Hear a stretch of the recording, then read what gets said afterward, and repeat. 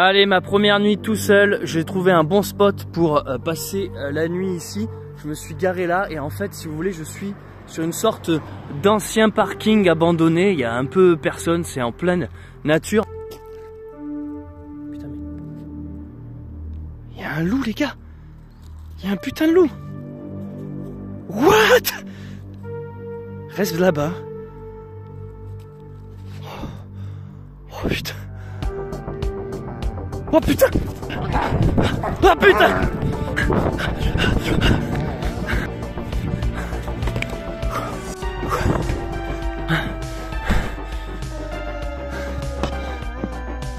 Oh putain!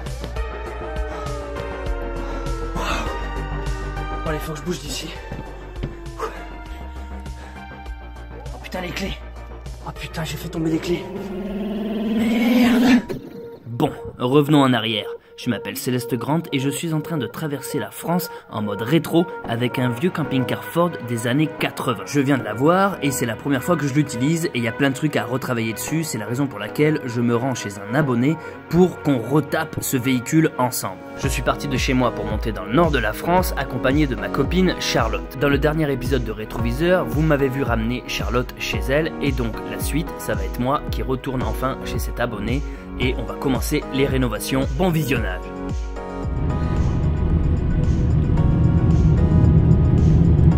C'est-à-dire qu'ici, quand Dieu a créé la map, il s'est dit gravité 0, volume design, level design, moins 10. On dirait un stagiaire qui a créé un décor quoi. Je vais faire une énorme plaine.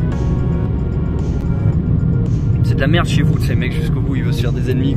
Ça y est les amis, j'ai déposé Charlotte à la gare. Donc là je suis en train de revenir chez Sébastien tout seul. Ça me fait bizarre parce que figurez-vous que, comme vous l'avez compris, Charlotte et moi on s'est rencontrés pendant ma randonnée où j'ai marché pendant 5 mois en traversant la France avec mon âne. On s'est rencontrés à Lourdes et on a continué à marcher, on a fait un bout de chemin ensemble, tu comprends? Et là, voilà, ça fait quelque chose quoi, quand tu es souvent avec une personne et que là d'un coup tu te retrouves seul. Mais je pense que c'est pour mieux se retrouver et je voulais parler justement de ça dans ces vidéos. Rappelez-vous, on parle quand même de divers sujets et la distance, mine de rien, dans une relation, qu'elle soit familiale, amicale ou amoureuse, même professionnelle, j'ai envie de dire, il y a quelque chose de bon dans la distance. Dans la distance et l'éloignement, c'est une période de digestion, c'est-à-dire que tu peux comprendre et analyser ce qui vient de se passer pour ensuite créer du manque et donc créer du désir et réhabituer ton corps à ne pas toujours avoir la satisfaction d'avoir tout de suite.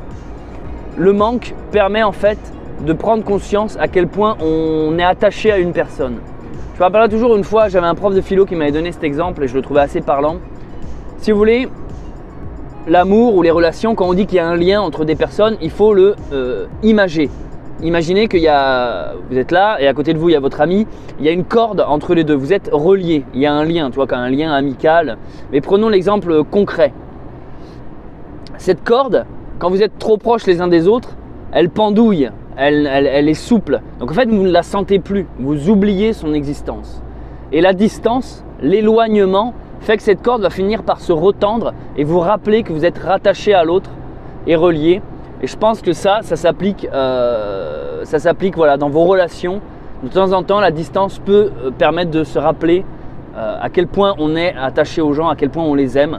Donc il y a quelque chose de bon et de joyeux. Et plutôt que de rester sur cette note amère de la séparation, de se dire « Ah, mais je suis triste, on s'est séparés », gardez plutôt les bons moments en tête et en mémoire et dites-vous « Putain, c'était génial quand on était ensemble, hâte qu'on se retrouve bientôt ». Ça s'appelle comment du coup? Carbonate flamande. Et c'est un truc de chez vous? Bah, de la région nord, on va dire. Elchnor ou pas? La frontière belge. Accompagné de feta. En gros, c'est de la viande marinée dans de la bière. C'est de la viande qui cuit dans de la bière brune avec du pain d'épices. Ça a l'air très bon, frites maison. Maison. Avec les pommes de terre du jardin, bien sûr. Bien sûr. Allez, ma première nuit tout seul, j'ai trouvé un bon spot pour passer la nuit ici. Putain mais... Il y a un loup les gars. Il y a un putain de loup. What? Oh putain! Oh putain! Bon allez, faut que je bouge d'ici. Oh putain, les clés! Oh putain, j'ai fait tomber les clés. Je viens de me réveiller, j'ai passé la nuit ici, j'ai pas pu bouger parce que j'ai perdu les clés. Donc je vais sortir, essayer de retrouver les clés. Je pense que de bon matin, on va quand même pas croiser des loups. J'ai trouvé un vieux terrain, un vieux parking, je pense que c'est une ancienne discothèque. Tous les bâtiments sont en ruine derrière là. Je pensais pas trouver des loups. Il y a clairement des traces là. Oh putain. Je crois que c'est leur terrier. C'est énorme, vous imaginez la chance que j'ai? Putain mais... Il y a mes clés. Il y a mes clés, bordel. Mais comment je vais les récupérer?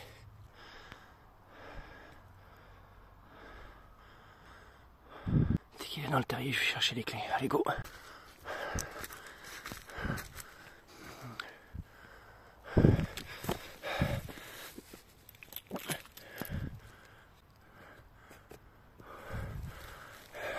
J'ai les clés, putain, trop bien. Ça y est.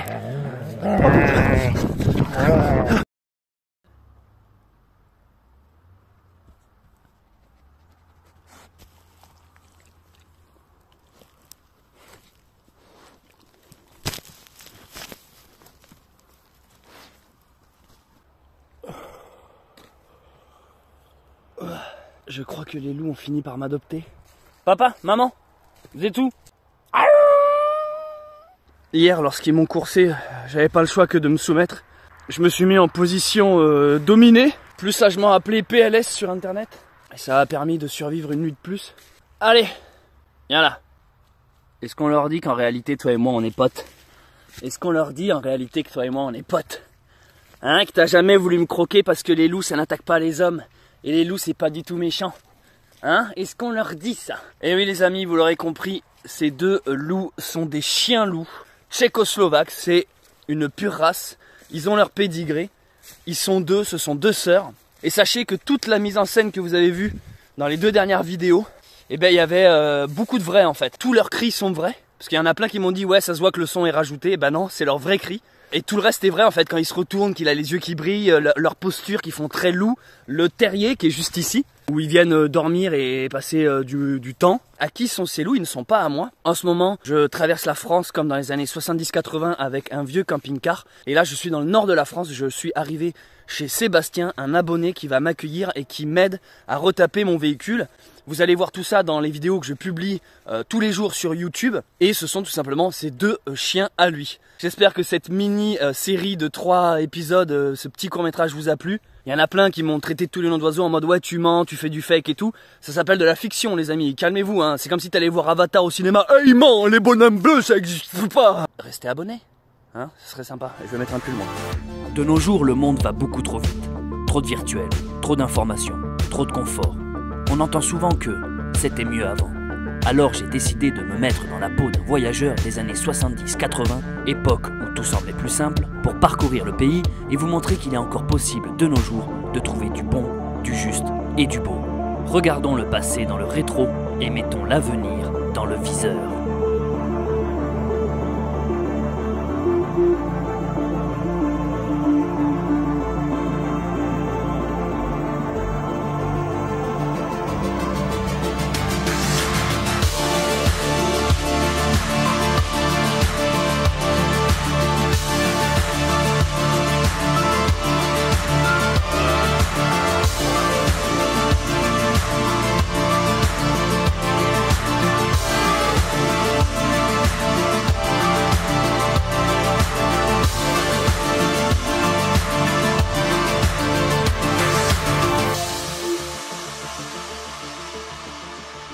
Me voici arrivé chez l'abonné Sébastien. Ça fait plusieurs jours, plusieurs vlogs que je vous en parle. Je vous ai dit que la première grosse mission avec Titine, avec Norbert, la première grosse mission de tout ce road trip, de toute cette aventure van life, c'est de retaper ce véhicule qui date des années 82. Je crois que c'est la première fois que je le dis, voilà, il est de 1982 le véhicule, il est plus vieux que moi. Et il est collection, c'est un véhicule de collection. Je l'ai acheté pour une poignée de cacahuètes. Tout ça, je vous en parlerai dans une autre vidéo. Combien il m'a coûté, comment je l'ai trouvé, comment je suis tombé sur cette pépite. Parce que c'est une véritable pépite pour tout collectionneur ou même sans être collectionneur.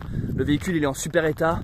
Il a très peu de kilomètres par rapport à son ancienneté. Mais du coup, il y a des petits travaux à faire dessus, ici et là.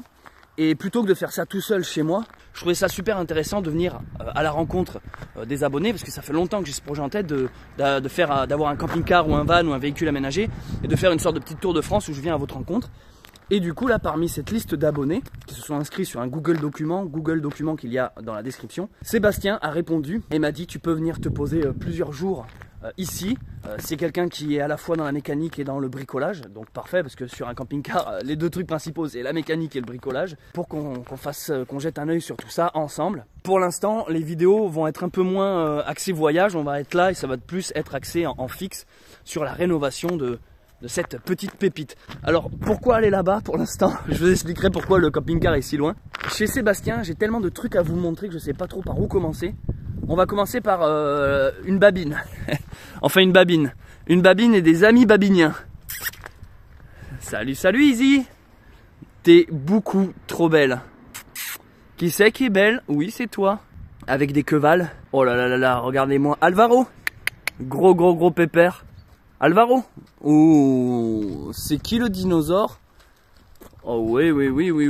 Je dis oui. Bref, je prendrai le temps de tout vous présenter le lieu, hein, parce que vous vous en doutez, on reste dans la thématique bunker sauvage, autonomie, survivaliste.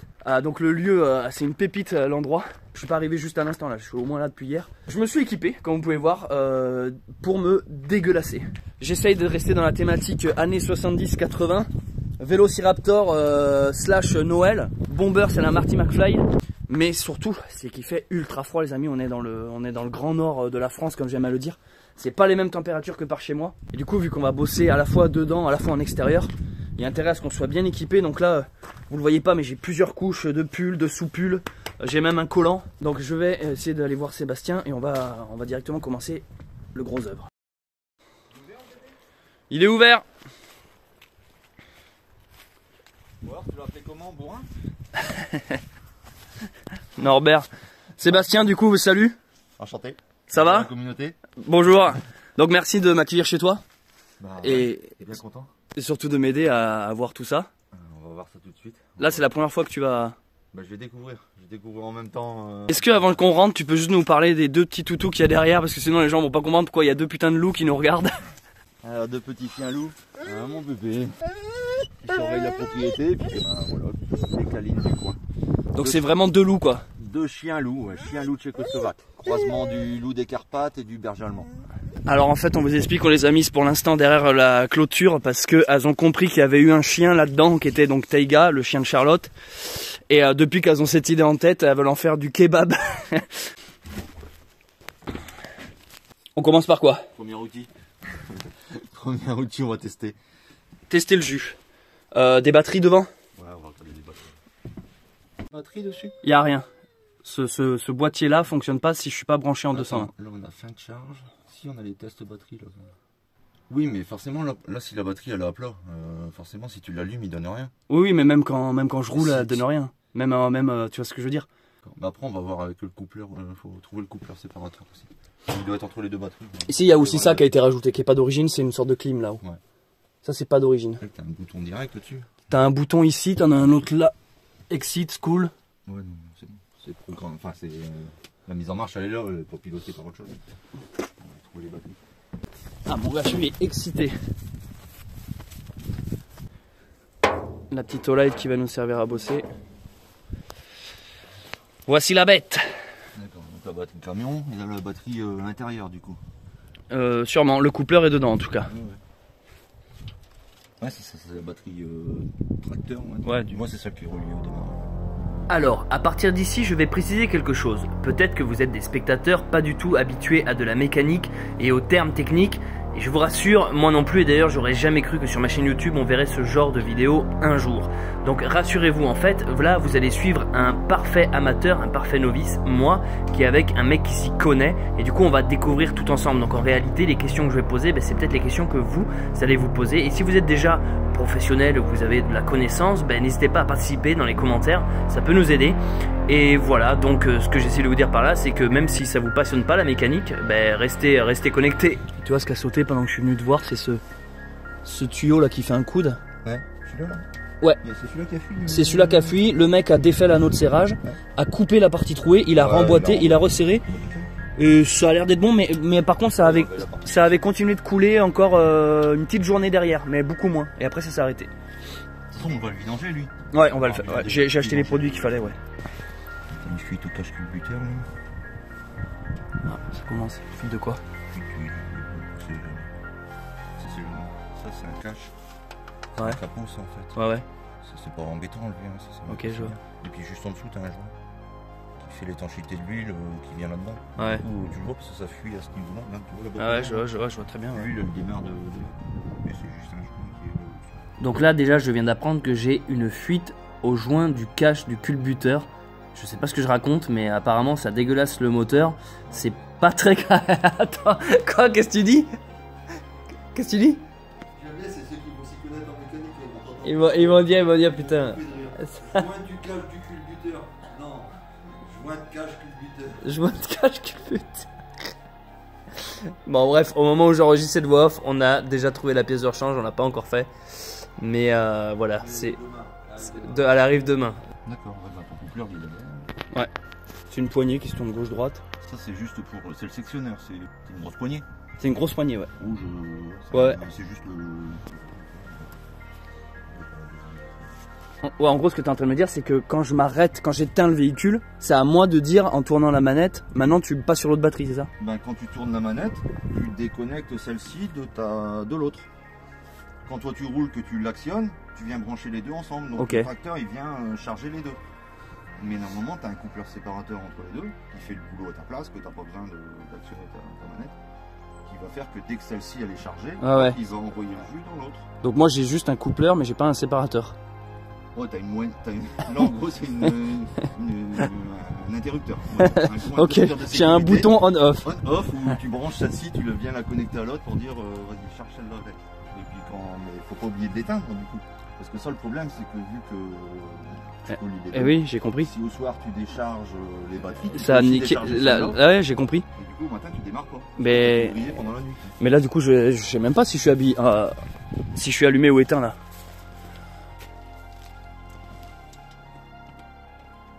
Donc là il est coupé. Tu veux que j'aille tourner le bouton? Ouais.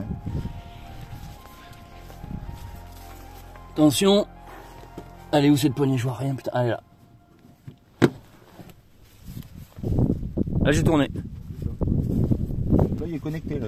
Quand tu as tourné, il est connecté. En gros, pour vous expliquer, il y a deux batteries dans mon camion. Il y a celle qui démarre le moteur et celle qui alimente la cabine où je vis. J'ai une poignée à l'intérieur, quand je la tourne, les deux batteries sont séparées et quand je la tourne dans l'autre sens, les deux batteries sont connectées. Et là, on essaie de comprendre quand est-ce que c'est couplé ou quand est-ce que c'est séparé. Et en fait, bon, on galère un peu avec notre bordel. Mais ça c'est chaud hein, quand même, parce que regarde comment ça foutu ton truc. Ça veut dire que là, tu as ta batterie là, ouais. Elle vient ici, et là c'est ta carrosserie là. Oui. Là c'est ton plus batterie. En gros, tu as un contact entre ça et ça. C'est pas assez isolé. Ouais, je le vois pas bien isolé le truc là. Hein, ouais. Je suis à peine à 12. Ça fait bien. 12,4. Un peu mieux. Ça c'est mieux. Tu vois là, l'alimentation de ta batterie là, elle va directement sur ton démarreur là-bas. Le démarreur, je le vois. Ouais. Et toi, tu as un petit fil jaune là. Ouais. C'est ce que tu actionnes à ta clé en fait. Ouais. Tu crées le contact. Tu crées le contact, tu dis à lui, donne-moi du jus. Et du coup, tu as le gros démarreur qui est derrière. Ouais. Qui lui va actionner ton volant moteur qui est là pour lancer le moteur. C'est ça la pièce moderne. Ouais, il t'a changé le carbu, il t'a changé le filtre aussi, filtre à essence, il est neuf. Bah, sinon, c'est propre. Hein. Après, il y a quelques bidouilles élec. Tu vois, genre de bidouille comme ça, je sais pas ce que c'est. Parce que là, si ton démarreur il colle, et ben tu chauffes ton câble et ton câble il crame et puis tu peux prendre feu juste à faire cramer ton câble de ton démarreur. Dis pas ça, ça va faire paniquer ma mère. Ah non, Ah ouais, je rigole. Mettre un fusible, mais c'est simple. Quand j'avais mon vieux cabriolet pourri, pareil, un garagiste avait fait, ouais, mais là le problème c'est que si vous faites ça, machin, vous pouvez prendre feu. Alors un mec après pendant 3 ans, c'était tu vas prendre feu avec ta voiture. Le garagiste qui m'a réparé la fuite là, et après on est il était content de me dire, enfin content, manière de dire, il me disait que ça c'était des bons trucs. Il me disait que c'était des trucs de. Il me disait que ça par contre ça allait pas lâcher, machin. C'est un peu les gammes de durite qu'on retrouve sur les tracteurs. Ouais, il me parlait de trucs hydrauliques, je sais pas quoi. Bah du premier coup. Ah, il y avait le starter essence. Alors qu'il fait bien froid. Il y avait le starter d'allumer.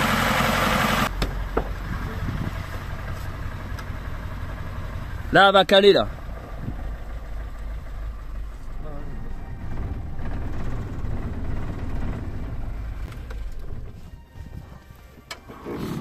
Putain, moi je trouve qu'elle ronronne bien quand même. Ouais, pour toi, quand on répare un véhicule, c'est bien de commencer par la source, comme tu dis. Ouais. Quand on part sur un véhicule, on part de la source, donc côté électrique, on va partir de la batterie, puis on va recheminer tout le long du chemin, en passant par la boîte à fusibles, en passant par les prises de masse, parce que souvent les masses sur les véhicules ils s'oxydent et donc tu as des masses un peu partout. Ouais. C'est là que tu as des problèmes quand tu mets ton clignotant à droite et puis que tu as ton feu stop qui clignote ou des trucs comme ça. Donc ça on va regarder, puis comme ça on va y mettre un coup de nettoyant en contact, tout, ça coûte peu et puis ça fait un peu... Si tu veux, j'avais un abonné qui m'avait filé, regarde. C'est des gants spéciaux. Le mec il bossait dans les entreprises EDF, c'est pour le froid et en même temps pour bosser tranquille, donc si tu veux. Ouais, bah ouais, le principal c'est qu'il soit fin, parce que pour baisser tous les trucs. Et toi Sébastien, le goût pour la mécanique automobile, ça vient de quand, d'où? Ça vient de mes 10-12 ans quand mon parrain m'a offert ma première mobilette et que j'ai commencé à démonter son moteur et l'ouvrir sur la table de salon de mes parents. Et puis du coup, après tous les ans, j'avais pris l'habitude d'ouvrir un moteur. Et plus moto, après, plus grand, arrivé à, on va dire entre 20 et 30 ans, on s'intéresse aux voitures. Un peu plus aux bagnoles, ouais. Refaire des voitures de collection, refaire des vieilles choses comme ça, mais c'est sympa en projet d'hiver. Pas de formation spécifique en voiture, pas de... Voilà, on apprend sur le tas et puis... L'école de la vie. Voilà, on se démerde avec ce qu'on a et avec ce qu'on peut faire. Sébastien a tout appris tout seul. Une de ses passions, l'hiver, c'est de retaper de vieilles voitures. Donc en fait, il sait dans quoi il se lance. Principalement des motos, mais une Porsche quoi 944 de 84. Et t'as dit quoi après les 65? Les motos. Bon, bref, il retape des trucs quoi. Donc là le plan est le suivant, c'est qu'on va retirer cette batterie pour la recharger en dehors du véhicule, voir un peu ses capacités et ensuite on la laissera toute une journée sans y toucher pour voir combien il y a de pertes ou en gros voir si elle est toujours bien fonctionnelle. Voilà, on s'achète une voiture à 200-300 balles qui passe plus au contrôle technique, on lui refait le moteur et puis on va faire du stock car en Belgique. Alors le stock car c'est en gros en défonçage de bagnole, c'est un peu ça? On la tue sur la piste. Ouais. Du folklore, on fait des tours de piste dans limite c'est un champ, limite c'est sur la terre. Et puis voilà, c'est de la destruction de voiture. Après, il y a des courses aussi comme ça où tu accroches une caravane derrière, tu fais une course avec une caravane. Ouais. C'est le plaisir d'être entre potes, de se retaper un moteur, puis d'aller faire le con avec la voiture, mais en sécurité. Voilà, on est dans un truc. Toi, tu dis que c'est plutôt, t'as l'impression que cette culture-là est assez répandue dans le Nord? J'ai pas entendu parler de choses comme ça dans le Midi ou dans le Sud. Ah ouais, c'est des vieux fusibles comme ça. D'accord. Non, c'est bien. Ça te remet en 1980.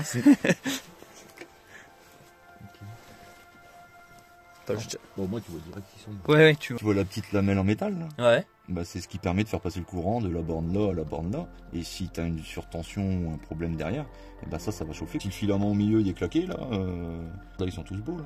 Tu as tous tes filaments qui sont propres. De toute façon, ça marche quand je mets mes phares, ça marche. Il y a peut-être un léger fond contact sur les feux de croisement. Est-ce que tu l'avais la doc Ouais, j'ai toute la doc, ouais. Comme ça, on pourra regarder un petit peu comment il alimente. Parce que là, tu dois avoir un fusible principal qui doit alimenter un peu. Là, ça n'avait pas de dysfonctionnement à l'intérieur. Les essuie-glaces et tout ça. Côté, non, il y a tout qui marche. Non, franchement, non. En tout cas, ça marche mieux que sur mon cabriolet. Ah ouais, il y avait ton chauffage à regarder également. Ah, mon chauffage, c'est. Qui Mon chauffage, ouais, c'est quelque chose, ouais. Alors avec Sébastien, on aimerait quand même préciser quelque chose. C'est parce que je connais YouTube, on connaît Internet. Il m'aide gentiment. Mais bien sûr, on veut éviter le genre de commentaires genre ouais, il dit que de la merde ou c'est pas comme ça qu'il faut faire, machin. C'est pas un professionnel, c'est pas un garagiste, c'est juste un passionné et un gars qui a le cœur sur la main et qui vient m'aider. Donc évidemment qu'on peut faire sûrement mieux, qu'il y a sûrement d'autres moyens. Peut-être que vous, de votre côté, vous n'auriez pas fait comme ça. Mais moi je vais vous dire un truc, depuis que j'ai ce véhicule, il est déjà passé dans les mains de 3-4 garagistes différents. Je l'ai lui-même acheté dans un garage, le camping-car. Et aucun des garagistes me dit les mêmes trucs. Il y en a qui me disent vas-y c'est nickel, il y en a qui me disent il y a tout à refaire, il y en a qui me disent mais non c'est bon juste. Donc en fait il y a toujours des avis différents et même chez les professionnels, s'il y a des petits commentaires désobligeants je supprime et banne immédiatement. C'est juste pour vous montrer un peu comment on peut se débrouiller avec 3 tournevis et du savoir-faire. Il y en a plein qui m'ont dit dans les commentaires t'aurais jamais dû acheter cette merde, t'aurais dû te prendre un V8 machin, un van. Les gars c'est pas le délire, là le concept c'est d'un truc rétro, vous voyez ce que je veux dire. À ce moment là oui si tu suis cette logique, c'est t'aurais pas dû t'acheter ça, va t'acheter un bateau, c'est beaucoup mieux. Enfin, je veux dire, il faut comprendre le concept en fait, du plaisir de retaper un vieux véhicule. Là, t'as les fusibles principales, tu vois, batterie 1, il y a même considéré que tu peux piloter 2 batteries différentes pour l'intérieur du véhicule, hein, pas pour. Ouais. Et ça, c'est les fusibles principaux, 20 ampères. Dedans, t'as un petit fusible. Mais ça se dévisse ça. Mais ouais, déjà, tu me l'apprends, mec. Je croyais que moi c'était un bouton. Non, tu le dévisses, puis dedans, t'as le fusible. Mais ça sonne encore ça si un jour j'ai un problème. Oh oui, ça s'ouvre, attention à la lampe. Hein. Toi dedans t'as le fusible. Ah putain, ouais. Tout ça, c'est tous les fusibles. Ici t'en as un également. T'as des boutons de test, voilà, là, tu vois, t'avais des bidons. Hein. Oui, c'est pour ton eau. L'eau, il y aura des capteurs de niveau dans tes cuves. L'eau usée, pareil, je crois pas. Enfin... À voir, il doit avoir une cuve d'eau usée. Bah, elle doit être sous le camping-car, mais. Bon, après, tu sais, ça c'est des tableaux aussi. Générique. Générique. Oui, hein, oui, oui. Pas forcément. C'est pas, je sais, ouais. C'est comme ça, c'est quoi, par exemple, B1, B2, arrêt. On va le découvrir ça parce que. J'ai même l'impression qu'il tourne dans le vide celui-là. Ouais, et puis le bouton, je sais pas. Batterie 1, batterie 2, arrêt, à mon avis. Et là, t'as des conneries en dessous. Hein. Là, t'as encore des fusibles. Lui, je sais qu'il marche, par exemple. Lui, je sais que quand je me branche en 220, il faut que je touche cet interrupteur. Ça, c'est le général, je pense. Et ça c'est quoi? Ça, c'est des fusibles quand même. Putain, mais combien de fusibles dans ce bagnole? Mais c'est propre, hein, déjà. Ah, ça fait plaisir à entendre. On pourra même voir si ça marche. On peut remercier Charlotte d'avoir nettoyé. Non, je fais ça. Ça, c'est embêtant.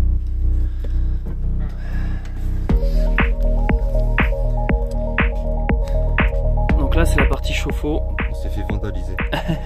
Il ne manque une pièce dans le chauffe. En gros, ici, il y a le chauffe-eau. Si vous voulez, on a en vrai, c'est voilà, c'est comme ça. Boum. Donc là, tu es censé voir la petite flamme à travers le trou. On a dévissé pour voir comment c'était derrière. Et en fait, il nous manque en gros le petit tuyau, le serpentin avec l'eau qui est chauffée. Donc déjà, on sait que le chauffe-eau marche pas. On a profité pour démonter le radiateur qui est dehors. Bon, dehors, c'est juste la coque. Hein. Mais voilà, on regarde ce qui marche pas. C'est pour le bouton qui est à réparer, le piezo. On regarde les bouteilles de gaz. Les arrivées, je vous referai une petite description, mais voilà, on fait un check-up global, comme on pourrait. De tout ce qu'il y a à réparer. De façon génico, on regarde l'intérieur. Les embêtants, ça va peut-être trouver la petite soudure qui rentre à l'intérieur. C'est les dimensions. Ouais. On va tester la pompe, la pompe à eau aussi. Là, on est en train de regarder tout ce qui est pompe à eau, réserve d'eau, eau usée. De l'eau usée, et tant qu'on était en dessous, on en profitait pour remarquer. Voilà, l'eau usée est là. Et on s'aperçoit, il me disait que voilà, il y a ça s'appelle comment tu dis? Des chandelles. Des chandelles qui permettent de caler le camping-car, ça je savais pas, parce que bah, j'ai rarement vu ça. C'est quoi le câble? Tu vois pas un câble qui pendouille au fond là-bas? Ce serait quoi ce truc? Tu vois un truc blanc là? Sur l'essieu là, sur... Non, c'est une mise à l'air de l'essieu. Ah ok. Regarde, le plafond il est plutôt sain, le plancher il a pas l'air pourri, hein, je sais pas si tu le vois. Ton pot d'échappement est neuf. Apparemment, il est pas décroché par contre. Ouais. Hein? Il est pas décroché par contre, je sais pas, je vois un truc qui est relié à rien. Oui, il y a une patte qui a été faite là-bas. Et ici, ouais. Ici, il est décroché ce bordel. Décroché, bah, t'as ton caoutchouc qui est craqué là, toi. Ça va, il pendouille pas à terre. Bah, j'en sais rien. Et après, ce qui est chelou, c'est qu'il arrive juste à côté de la chandelle. J'espère que la chandelle, elle se déplie quand même malgré l'échappement. Après, honnêtement, je m'en servirai pas des chandelles, je pense. Non, par contre, je veux bien qu'on raccroche le fond d'échappement. Ouais, ça peut être difficile. Et là, regarde, c'est ça, c'est la roue de secours que. En fait, il y avait une vis ici qui m'a fait sauter. Et du coup, tout ça, la roue est là en vrai. On va refaire un système d'accrochage pour accrocher ça. Et j'ai gardé la. Tu l'as la vis? J'ai gardé le pas de vis, enfin le truc sur quoi. Ouais, elle est rouillée. Non, mais on va faire. Putain, j'avoue, mon pot d'échappement, j'avais pas vu qu'il pendait, mais c'est n'importe quoi. Ah oui. Apparemment, la marque de ces chauffe-eau existe encore. Non, mais regardez, rien que la notice, c'est full rétro. La notice qui nous a servi, c'est ça le pire. Hein. Donc, la marque existe encore. Donc, en fait, on va essayer de les contacter pour avoir juste la pièce manquante. On a déjà, je vais pas dire bien avancé, mais on a fait un contrôle global. On va recharger la batterie. Là, c'est tous les papiers du véhicule, tous les vieux manuels. On va étudier tout ça. Donc là, on vient de rentrer chez Sébastien et on va donc recharger la batterie. Avec un rechargeur de quoi, tu disais?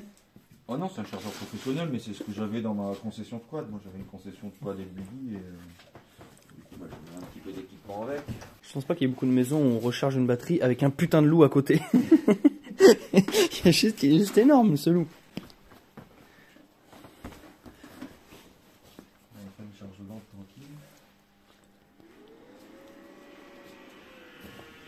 Elle est à 30% de charge, elle est déchargée. Donc je vous ferai visiter plus tard chez Sébastien, chez qui je vais rester plusieurs jours. Mais là, tout ce que vous voyez, le moindre centimètre carré, c'est Sébastien qui l'a fait. Ici, on est dans quoi ici, Sébastien, tu peux nous dire? Dans l'ancien bar de la discothèque. Tout le bâtiment à l'arrière, c'est une discothèque.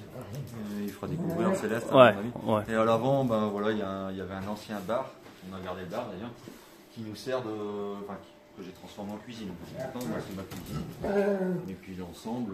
Je vais tout filmer, on va tout détailler. Parce que là, c'est l'heure de l'apéro, donc. C'est l'heure de se réchauffer. C'est vrai qu'il fait froid, par contre. Et oui, donc ici, en fait, c'est une ancienne discothèque, une vieille boîte de nuit abandonnée pendant plus de 10 ans. Que Sébastien a récupéré et du coup il a pour l'instant aménagé cette partie viable. Vous verrez tout ça, c'est assez impressionnant.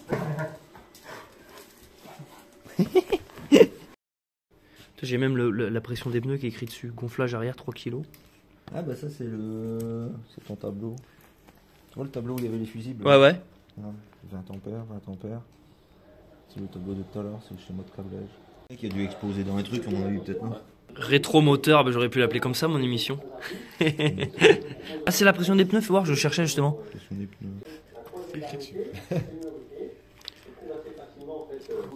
Bah, tu disais donc la Bible c'est ça quoi. Ford Transit. Manuel de réparation là. Voilà, là t'as tout le descriptif mécanique. Même toi qui n'as jamais fait de mécanique. Ouais, t'as tout, t'as le moindre truc. Là, par exemple, la durite qu'il y avait une fuite là. Ah oui, putain. Par exemple. C'est exactement le problème que j'ai eu. C'est précisément ce dessin là quoi. Séparation de la durite à bois. Ah, putain, mais oui. Et donc dans un chapitre, comment vidanger le circuit de refroidissement. Et puis. C'est énorme, mec.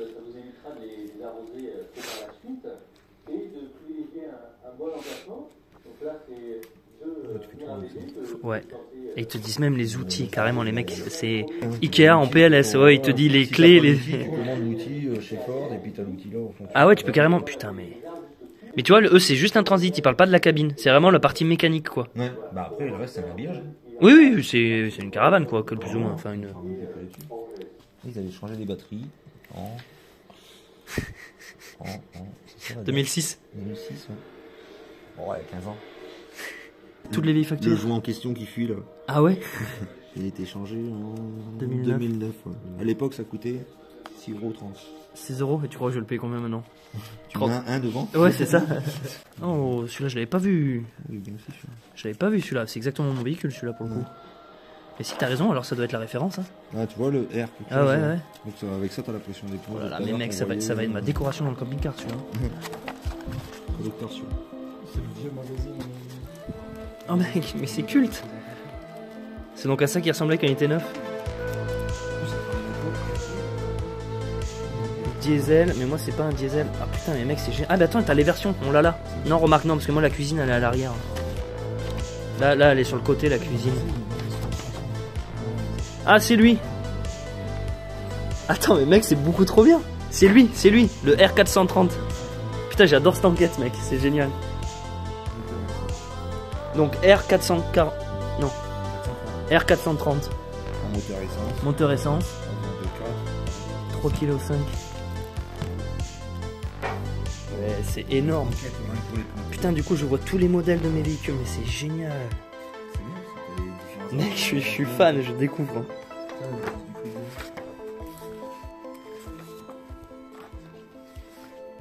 Camping-car, moteur homme américain, Ford 82, carte grise collection. Carrosserie. Longueur 5 mètres. Ah putain, j'ai enfin les chiffres. 2,80 m. Donc je peux passer sous les bras. Ouais.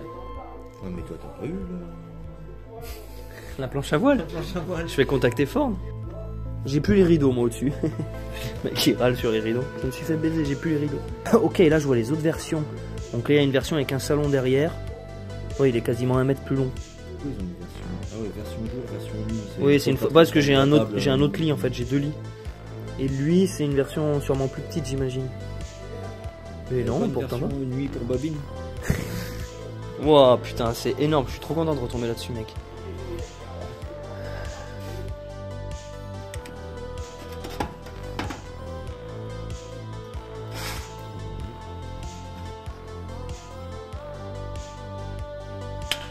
Ah ouais, j'ai vu. Ah ouais, j'ai vu. Donc ça c'est le radiateur les amis, c'est le piezo pour allumer, faire la petite étincelle. On veut dégripper le bouton. Déjà ça sera déjà pas mal ça. Sébastien, tu me disais que rien que tous ces petits manuels, déjà rien que le véhicule quand tu revends ça à collection, ça reprend de la valeur, c'est ça? Bah oui, le fait d'avoir l'historique complet du véhicule depuis le début de sa sortie et puis en plus avoir tous les manuels d'atelier, bah c'est une mine hein, pour un collectionneur, surtout sur un véhicule de collection, plus de temps en temps. Parce que pour retrouver toutes ces informations là maintenant, ouais. Aujourd'hui c'est plus compliqué. Donc limite rien que pour ça, c'est déjà un petit billet quoi. C'est déjà limite la moitié du prix du véhicule, il est là-dedans. Ça change complètement d'un véhicule à l'autre. Bah forcément tu vas acheter celui-là que l'autre tu vas pas le prendre quoi. S'il n'y a pas l'historique, s'il n'y a pas tout ce qui a été fait dessus. Et puis j'avoue là putain il y a tout. Hein. On a vu qu'il y avait jusque donc bien sûr il y a les toilettes, mais il y a les chauffages, le frigo, il y a même jusqu'aux portes vélo derrière, la clim, il y a tout qui est expliqué. Et voilà les amis, c'est ici que je vais arrêter ce vlog de rétroviseur, j'espère qu'il vous a plu. Si vous me découvrez avec cette vidéo, n'hésitez pas à vous abonner en activant la cloche. Et si vous me connaissez déjà, n'oubliez pas le petit pouce et les commentaires que je lis tous, ça soutient grandement. En tout cas, c'est une sacrée aventure et franchement, je me régale à vivre tout ça, mais aussi à vous le partager. Et encore merci pour votre soutien et à tous les gens qui font des dons sur Tipeee et qui ont cliqué sur le bouton rejoindre. On a encore du travail, pendant plusieurs jours je vais rester ici en fixe, mais promis, dès que tout ça est prêt, on repart à l'aventure. Allez, je vous balance le générique de fin, à très vite pour un nouvel épisode de Rétroviseur.